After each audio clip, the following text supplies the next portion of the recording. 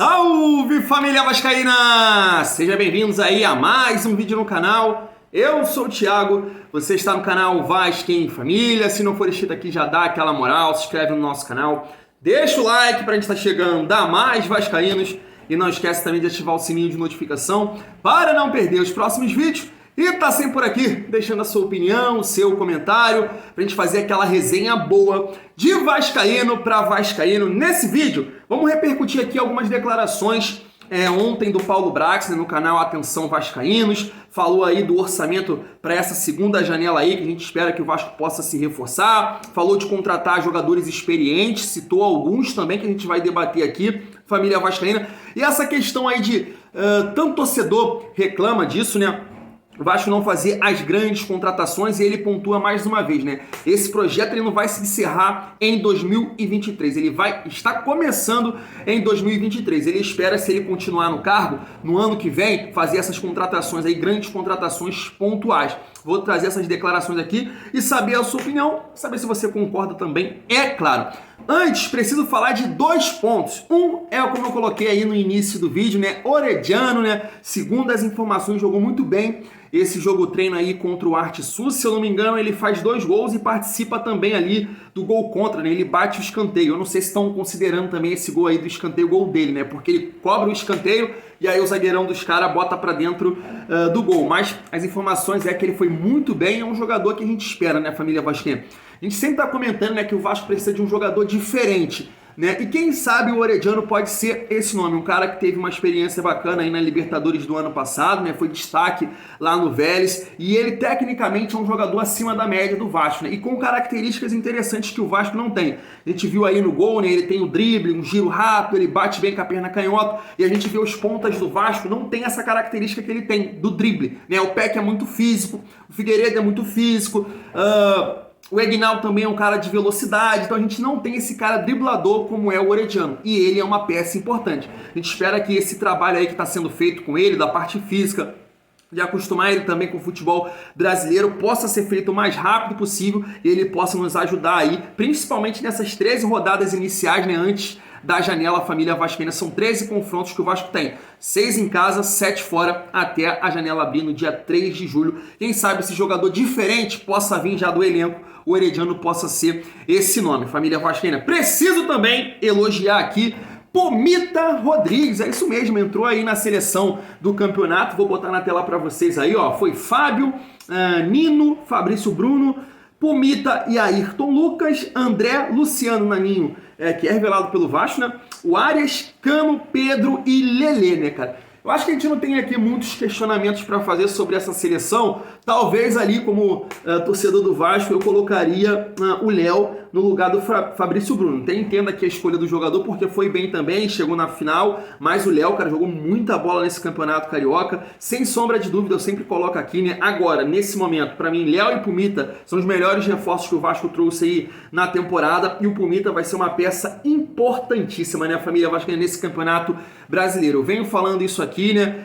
Tanto o Pomita quanto o Piton são armas ali fundamentais para o ataque do Vasco, né? Nos cruzamentos, no apoio, é um cara bastante físico, sempre tá ali essa possibilidade de ultrapassagem, tá ajudando o Peck, sem sombra de dúvida. Isso é um ponto aí que eu vejo pouca gente falar. As boas atuações do Peck, com certeza o Pomita influenciou bastante. E diferentemente do ano passado, onde você não tinha laterais que ultrapassavam, fazia essa ultrapassagem para dar opção para o atacante, ou fingir ali para o adversário confundir, né? Ou vai cortar, ou vai tocar a bola para o lateral, então o Pomita dá essa possibilidade. A gente vale pontuar aqui que nas últimas partidas realmente o Peck voltou ao normal, mas ter um lateral como o Pomita e como o Piton ajuda muito esse ponto aí do Vasco, família Vasco. Então parabéns aí pro Pomita, fez por merecer, tá na seleção do Campeonato Carioca e sem sombra de dúvida vai nos ajudar bastante aí no Brasileirão. Agora vamos lá, família vascaína, trazer aqui algumas declarações do Paulo Brax, que estava ontem lá no canal Atenção Vascaínos. Interessante, ele falou aí diversos nomes, né? A gente não vai trazer aqui porque senão o vídeo fica longo, mas falou do Alan, falou do Souza, do Juba, né, do Sport, houve um contato. Lianco, zagueiro que é do Southampton, né, Southampton, sei lá, da Premier League. Falou do Keylor, entre outros nomes também, família vascaína.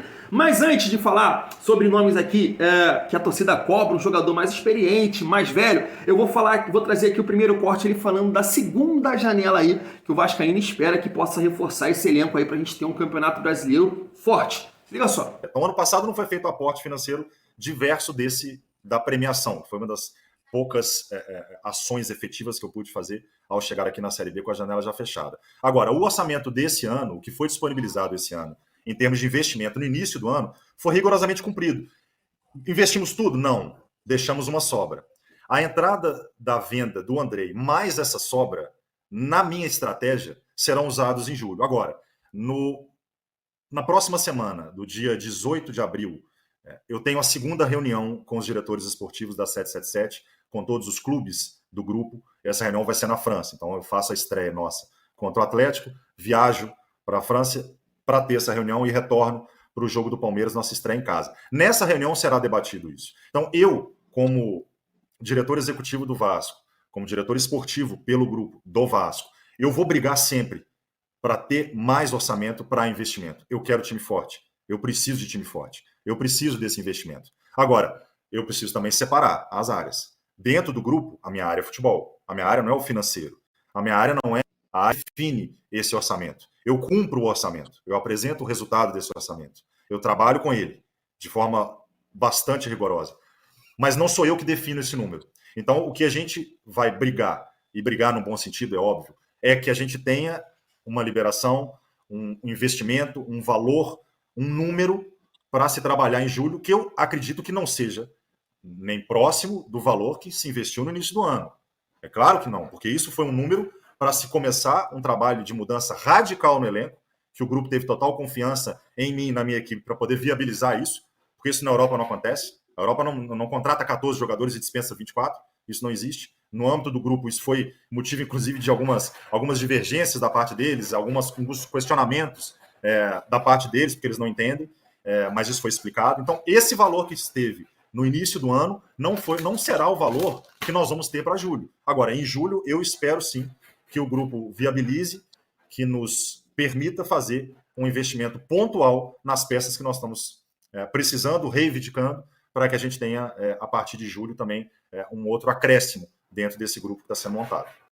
Tá aí, né, família vascaína? O Vasco fez um investimento, se eu não me engano, de 108 milhões nessa janela, né? E ele disse que não vai chegar perto aí nessa segunda janela desse valor. Vai ser bem abaixo. Ele fala ali também da venda do Andrei, né? E que sobrou um pouco de dinheiro da primeira janela que vai ser utilizada agora e que vai tentar, sim, buscar aí com a 777, né, aumentar esse valor para fazer contratações pontuais. Cara, isso me preocupou um pouco a questão do valor, porque assim, o Vasco tem necessidades, o Vasco tem carências de um 10, de um volante, de um atacante de beirada de campo e pode vir a ter mais.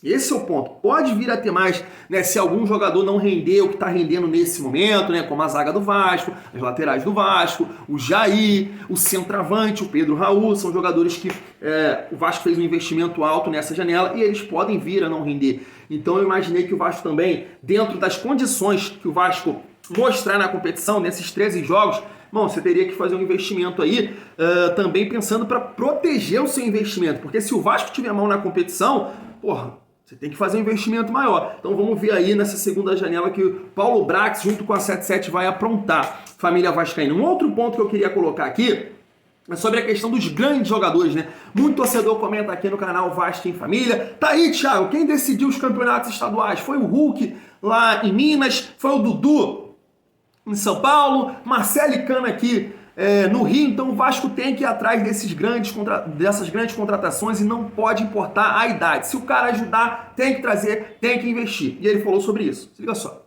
Tem essa ideia, mas não é algo tão simples assim. Não é algo que se desenha e executa de forma rápida. Um dos exemplos para mostrar que a gente tentou fazer uma contratação que foi aprovada tecnicamente, que seria um jogador de referência, foi o Papo Gomes. Um atleta que foi procurado, um atleta que eu sentei na mesa para poder conversar e tentar viabilizar uma contratação que seria deste perfil que vocês estão dizendo. Mas não sendo um atleta que vá agregar desportivamente e que vá nos ajudar a impulsionar esses atletas jovens, a trabalhar dentro do perfil do nosso treinador, a trabalhar dentro do projeto nosso, do grupo da 777, que não é um projeto de atletas somente jovens, vide as nossas contratações, que 70% foi acima de 25 anos, mas que miram sim o talento, o jogador mais jovem, esse desenvolvimento, que é algo mundial, é o que fez o Chelsea comprar o André, que é 2004, que fez o Endrick ser vendido. Então, os clubes mundiais, eles procuram os jogadores jovens, não procuram o jogador de 25, 26 anos. Mas a gente precisa desses jogadores para fomentar esses atletas jovens. Esse atleta, ele sim, ele encaixa no nosso time, ele encaixa no nosso elenco. Hoje a nossa referência está se tornando o Alex Teixeira, que hoje é o atleta que está jogando com mais idade, que é 33 anos. Mas a gente busca, não encontrando esse jogador que vai vir aqui para poder ser um atleta a contribuir, a gente não vai trazer só pela idade, não vai trazer só pelo nome. Vários atletas já foram oferecidos e a gente não avançou por não entender que seriam jogadores que nos agregariam. O nosso time hoje exige uma vitalidade, exige uma intensidade. A forma que a gente joga exige do jogador que tenha uma entrega maior física. E isso geralmente se tem mais nos atletas um pouco mais jovens. Mas esse jogador está sim na pauta, dentro das posições que a gente entende carente. Hoje são 2 ou 3 posições carentes hoje no nosso elenco, não vou confirmar que foram as ditas aqui já no programa, mas o nosso entendimento ali do dia a dia, nas minhas conversas, minhas, do Barbieri, do Abel, e também no âmbito do grupo, mas principalmente nós 3 que estamos aqui no dia a dia do futebol, não um grupo que está no exterior, a gente sabe e já identificamos e estamos buscando. Agora, o nosso centro de prospecção, ele é muito mais ativo com atletas mais jovens, é claro, para o futuro do clube. A gente esteve no Sul-Americano Sub-20, a gente está no Sul-Americano Sub-17, a gente foi representado por atletas do Vasco nessas 2 competições. Então, essa prospecção já começou. Mas tem espaço, sim, no nosso time para um atleta mais experiente. E, óbvio que eu não vou confirmar aqui o nome de A, B ou C, do Papu eu confirmei, mas a gente já tentou buscar nomes deste perfil, de atletas com essa idade. Então, cabe, o Isco sim. Foi um, não foi, Paulo? O Isco também não foi um também. jogador? Foi. Mas ficou completamente viável. Mas tá aí, foi um jogador que eu acabei entrando em contato, tentando viabilizar, um jogador que viria com outro perfil, recebi informações muito boas dele, mas não foi um atleta que a gente conseguiu viabilizar. E isso não significa, obviamente, que esse jogador, um Isco ou um Papu, vai chegar ao Vasco esse ano. Eu acho isso importante, Flávio. Dentro da audiência que vocês têm, que o canal tem, para não se criar expectativa, porque quando se cria uma expectativa, se frustra se ela não acontece. Eu acho que a gente tem que trabalhar com o que nós temos hoje de projeto dentro do clube, das compras que fizemos, que nós estamos aumentando os ativos desse clube, que nós estamos fazendo o primeiro ano do projeto, que é um projeto que tem que ser sólido, para médio prazo ser colhido esse resultado. O que eu estou dizendo é que esse tipo de jogador não tem a porta fechada para entrar no Vasco, só que precisa de critério para a gente poder buscar esse tipo de jogador pelo perfil do grupo, pelo perfil do projeto, pelo perfil do treinador e pelo perfil do nossa forma ideal de jogar. Tá aí, fica claro que o projeto da 77 é investir em jovens jogadores, né? Para desenvolver e ter uma boa venda futura. Mas, cara, só o fato aí, e espero que realmente isso se concretize no Vasco em algum momento, de você olhar para jogadores experientes e que podem agregar no elenco. Eu concordo com ele, né? Não adianta você trazer um jogador só por nome, ou pelo que ele já fez no futebol. Tem que trazer um jogador que tem essas características e que possam somar com o atual elenco, né? Essa questão dos jogadores jovens, ele já pontuou na última coletiva dele na Vasco TV, que olha assim para esses jogadores, para ajudar a desenvolver não somente aqui o time, mas também ser um jogador experiente, um cara que já venceu no futebol, e isso eu acho que é uma figura interessante para você ter perto de jovens jogadores, exemplo, né, liderar por exemplo, né, isso é muito importante, o cara poder ajudar dentro de campo tecnicamente, mas ser um exemplo ali para aqueles jogadores. Por exemplo, você tem lá no Grêmio o Luizito Soares, como você vê o Marcelo lá no Fluminense, você vê o Alexander falar com os olhos brilhando do Marcelo, o André falando do Marcelo, né, e aposto que no Grêmio é assim. Então você ter uma figura dessa dentro do elenco do Vasco, você pode não ter uma futura venda, mas esse jogador vai ajudar demais, tanto dentro de campo quanto a desenvolver esses jovens jogadores. E foi citado ali o Papu Gomes, né, o Isco, e dentro desses 2 nomes, cara, eu acho que o Isco ia cair como uma luva, cara, organizando esse meio campo, sendo camisa 10, o cara criativo, ia ajudar demais, família vascaína. E para finalizar, queria trazer ele aqui falando do planejamento futuro, do projeto futuro, que no ano que vem, aí sim pode fazer grandes contratações, porque ele não vai precisar contratar aí muitos jogadores, né? Vamos lá. Inviável financeiramente no momento. E até é importante falar isso, Flávio, porque a estratégia nossa com o orçamento que foi disponibilizado foi de trazer vários jogadores para a montagem do elenco, não um ou dois ou três. Isso vai acontecer com o Vasco na próxima temporada. Aí sim, jogadores com valores maiores de multa, pontuais, poderão ser contratados. Mas nesse início, não poderia fazer investimento de um, dois ou três jogadores. Talvez que você não possa. Você ano que vem não vai precisar contratar 14. Né?